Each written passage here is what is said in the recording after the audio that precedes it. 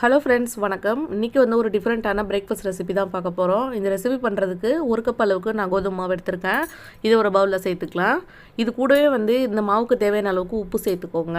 மாவுக்கு மட்டும் தேவையான அளவு உப்பு சேர்த்துட்டோம் அப்படின்னா போதும். நம்ம ஸ்டஃபிங் ரெடி பண்ணும்போது ஸ்டஃபிங்க்கு தேவையான அளவு உப்பு சேர்த்துக்கலாம். அடுத்ததாக ஒரே ஒரு டேபிள் ஸ்பூன் அளவுக்கு நான் எண்ணெய் சேர்த்துக்கிறேன். இது மாதிரி எண்ணெய் சேர்த்து செய்யும்போது நல்லா சாஃப்டாக இருக்கும். எப்போவுமே ஒரே மாதிரியான ஸ்நாக்ஸ் ஒரே மாதிரியான டிஃபன் பண்ணுறதுக்கு பதிலாக இந்த மாதிரி டிஃப்ரெண்ட்டாக பண்ணி பார்க்கலாம்.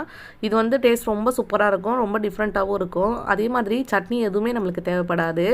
அடுத்ததாக நான் ஒரு கப்பளவு தண்ணி எடுத்திருக்கேன். கொஞ்சம் கொஞ்சமாக தண்ணி சேர்த்துட்டு மாவு நல்லா பிசைஞ்சு எடுத்துக்கோங்க. நார்மலாக நீங்கள் சப்பாத்திக்கு மாவு பிசைவீங்கள அந்த மாதிரி வந்து பிசைஞ்சு எடுத்துட்டிங்க அப்படின்னா போதும். இப்போ நான் தண்ணி சேர்த்துட்டு இது கொஞ்சம் கொஞ்சமாக நல்லா பிசைஞ்சு எடுத்துட்டு அதுக்கப்புறமா உங்களுக்கு காமிக்கிறேன். இப்போ இந்த அளவுக்கு மாவு நல்லா பிசைஞ்சு எடுத்ததுக்கு அப்புறமா கொஞ்சமாக வந்து மேலே ஆயில் தடவி நான் இதை வந்து ஒரு ஓரமாக எடுத்து வச்சுட்டு போகிறேன். இது கொஞ்ச நேரம் அப்படியே ஊறட்டும். அதுக்கப்புறமா வந்து எப்படி செய்யுதுன்னு பார்க்கலாம். இந்த கேப்பில் நம்ம தேவையான ஸ்டஃபிங் வந்து ரெடி பண்ணிக்கலாம்.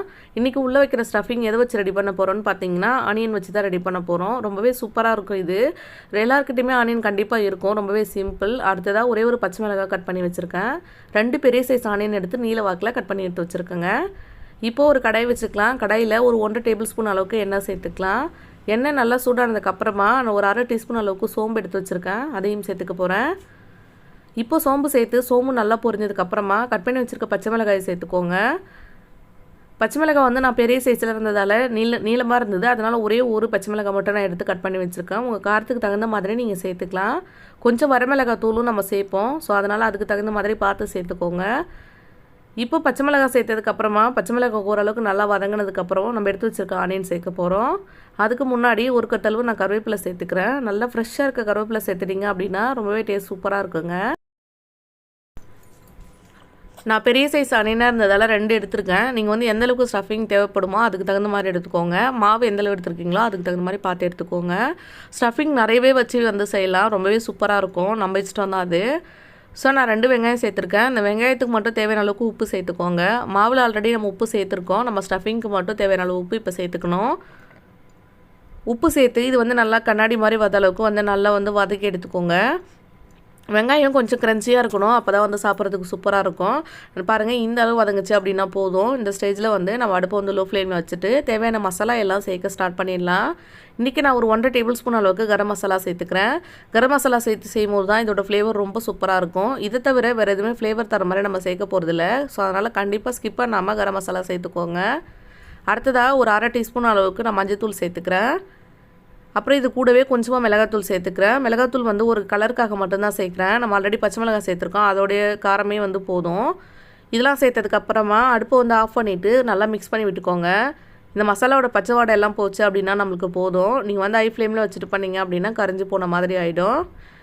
ஓகே, இது வந்து நம்மளுக்கு ரெடி ஆகிடுச்சு. அடுத்தது நான் கொஞ்சமாக வந்து கொத்தமல்லி கட் பண்ணி வச்சுருக்கேன். அதையும் இதில் சேர்த்துட்டு மிக்ஸ் பண்ணி விட்டுடலாம். இப்போ நம்மளோட சிம்பிளான ஸ்டஃபிங் வந்து ரெடி ஆகிடுச்சு. அடுத்தது எப்படி வந்து ஸ்டஃப் பண்ணி சூப்பராக ரெடி பண்ணுறதுன்னு பார்த்துடலாங்க. இப்போ நான் எடுத்து வச்சுருக்க மாவு வந்து குட்டி குட்டி உருண்டைகளாக பிடிச்சி எடுத்துக்கிறேன். நார்மலாக வந்து நீங்கள் சப்பாத்தி உருண்டை பிடிப்பீங்களா, அதை விட கொஞ்சம் சின்ன உருண்டைகளாக இருக்க மாதிரி பிடிச்சி எடுத்துக்கோங்க. இப்போ நான் எடுத்த 1 கப் மாவுக்கு எனக்கு ஒரு 7 உருண்டை போல் கிடச்சிது. அதுக்கு தகுந்த மாதிரி நீங்கள் ஸ்டஃபிங் ரெடி பண்ணிட்டீங்க அப்படின்னா கரெக்டாக இருக்கும் நம்மளுக்கு.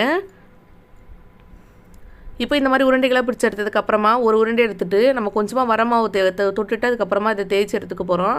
நார்மலாக சப்பாத்தி சைஸுக்கு ரொம்ப பெருசாக இல்லாமல் நம்ம பூரிக்கெலாம் உருட்டுவோம்ல, அந்த அளவுக்கு வந்து இருக்க மாதிரி உருட்டி எடுத்துக்கோங்க. அதே மாதிரி ரொம்ப மெலிசாக உருட்டணும்னு அவசியம் இல்லை. ஓரளவுக்கு வந்து தின்னாக இருக்க மாதிரி, ஓரளவுக்கு திக்காக இருக்க மாதிரி நீங்கள் உருட்டி எடுத்துக்கோங்க. ரொம்ப தின்னாக இருந்தது அப்படின்னாலும் நம்ம ஸ்டஃபிங் வைக்கும் போது வெளியில் வந்துடும்.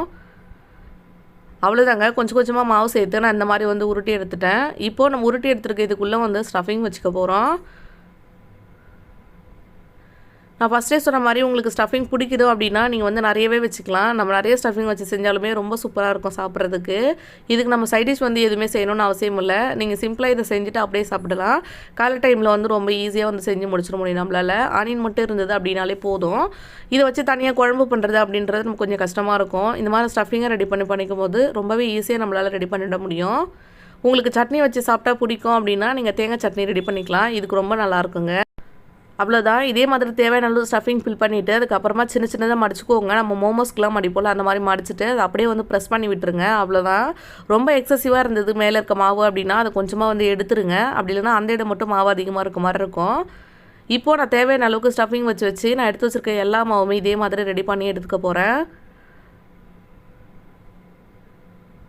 பாருங்கள், ரொம்ப சிம்பிள் தான். நீங்கள் வந்து இதுக்காக மடிக்க தெரியணும் அப்படின்னு அவசியம் இல்லை. லைட்டாக நீங்கள் எல்லாத்தையும் வந்து சுருட்டி பிடிச்சிட்டு அப்படியே மடிச்சிட்டிங்க அப்படின்னா சூப்பராக வந்துடும் நம்மளுக்கு. ரொம்ப வந்து கட்டை வச்சு ப்ரெஸ் பண்ண தேவையில்ல. நம்ம லைட்டாக கையாலே வந்து இந்த மாதிரி அழுத்தி விட்டுட்டிங்க அப்படின்னாலே போதுங்க. இதுக்கப்புறம் கட்டை வச்சு உருட்ட தேவையில்ல. அவ்வளோதாங்க. இதே மாதிரி நான் செஞ்சு எல்லாமே எடுத்து வச்சுருக்கேன், உங்களுக்கு காமிக்கிறேன். இப்போது நான் 5 பொருள் இந்த மாதிரி ரெடி பண்ணி வச்சுருக்கேன். இது நம்மளுக்கு ரெடியாக இருக்குது. அடுத்ததான் வந்து இது நம்ம பொரிச்சு எடுத்துக்க போகிறோம். இது வந்து நிறைய எண்ணெய் சேர்த்து டீப் ஃப்ரை பண்ண போகிறதில்ல. கொஞ்சமாக இந்த மாதிரி எண்ணெய் சேர்த்துட்டு வச்சு ஃப்ரை பண்ணிக்கலாம். நீங்கள் நான்ஸ்டிக் கடாய் எடுத்துட்டிங்க, உங்களுக்கு வந்து எண்ணெய் வந்து அந்தளவுக்கு இந்தளவுக்கு கூட எண்ணெய் தேவையில்லை அப்படின்னா நீங்கள் இன்னும் கூட எண்ணெய் கம்மி பண்ணிவிட்டு நான்ஸ்டிக் கடாயில் வந்து டோஸ்ட் பண்ணி எடுத்துக்கலாம். ரொம்பவே ஆயில் கம்மியாக இருக்க மாதிரி இருக்கும் நம்மளுக்கு. நான் வந்து கொஞ்சம் ஆயில் எக்ஸ்ட்ராவே சேர்த்து இதை வந்து ஃப்ரை பண்ணி எடுத்துக்க போகிறேன்.